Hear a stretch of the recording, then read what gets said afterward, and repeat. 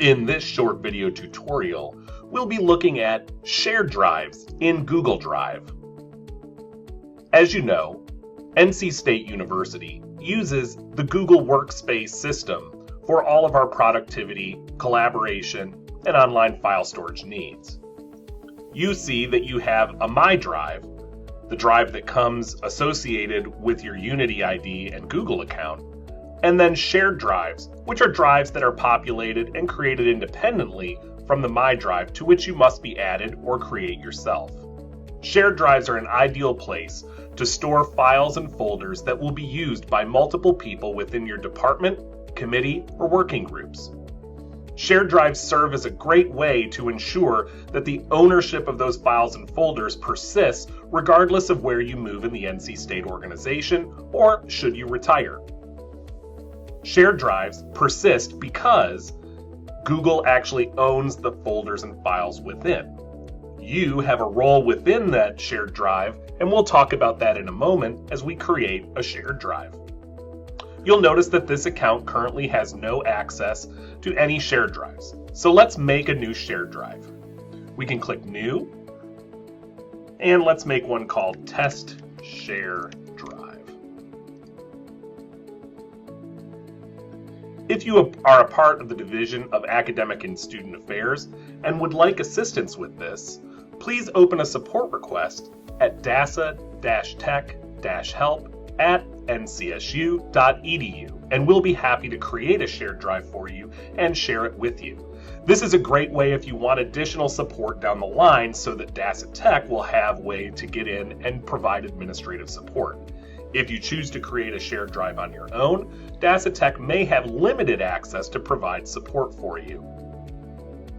We're now looking at our shared drive. Let's take a look at a couple of the important things that we can see. First, we see the name of the shared drive. This is also the shared drive main menu. This is the only place where you can view just the trash for this shared drive. Remember that items deleted are available within the trash for 30 days. After that time, they're permanently deleted. We see that we have one person with whom this drive has been shared. This is the person that created it in the first place. They are listed as the manager and have the ability to manage content, people who can access the drive, and all settings of the drive. Content managers have access to add, edit, move, and delete files, but they can't change the participation or settings for this drive. A contributor can add and edit files, but they can't move or delete them. A commenter, just like within a document, is only able to comment on files within the folder, but they can neither add nor delete or do any other things within a file. And viewers only have access to view what's in the folder itself. We'll talk about permissions in a moment, but this gives you a review of the roles that are available within a shared drive. If at any time you'd like to change this, you can click on the person or on Manage Members. You have access to change your view of the files by clicking the list layout, and you can find out information about any given file or the folder that you're looking at by clicking the I in a circle here. Let's upload some files.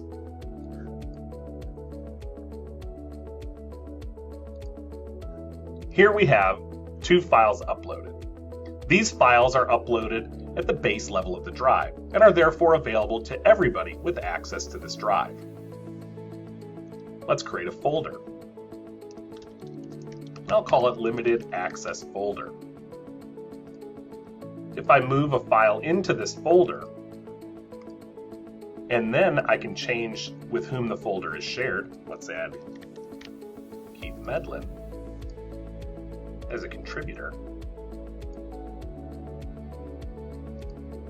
Now, notice that the number of people assigned to the overall shared drive has not changed.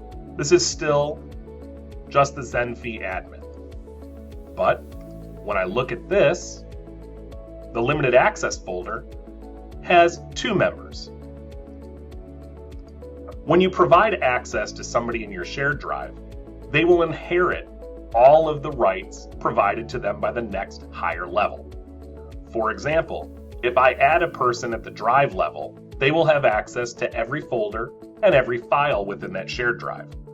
If I add somebody within a single folder, they will have access just to that folder and to the files within that folder. If there are subfolders inside of that folder, they'll also have access to those. This is a great way to ensure that if you have a large team with different needs to access different kinds of data, you can do it now within one shared drive. It may take some planning to think about who needs access to what and then build your folder structure accordingly. If you want help with this, DASA Tech is happy to help. Please contact us at dasa-tech-help@ncsu.edu and we'll be happy to line up a time to coordinate with you and discuss your options. When you have provided access to a file or folder within the shared drive, the owner of that file and folder becomes a Google Workspace. So, if a person who created the folder is no longer a part of the organization, they may have moved somewhere else on campus or retired, in that case, none of the data goes away. But that does make it critically important that at no time should a drive ever be owned by just one person. It should always be owned by at least two people and preferably more. In this way, you can ensure that you won't have a lapse in ownership or access to the files that are needed. This is also a fantastic way during offboarding to ensure that somebody who is leaving the university has provided access to the relevant folks within the organization that will need access to the files and folders for which content has been created. This is just a brief overview to show you how this works, but you can see it looks and works just like your My Drive. But shared drives provide an extra layer of stability and security for your files. They give you more granular control over who can access those files and provide a way to ensure the continuity of access for files should membership within the organization change over time. I hope this provides you with some interesting insights in how you can use Google Shared Drives to make your work here at NC State even easier.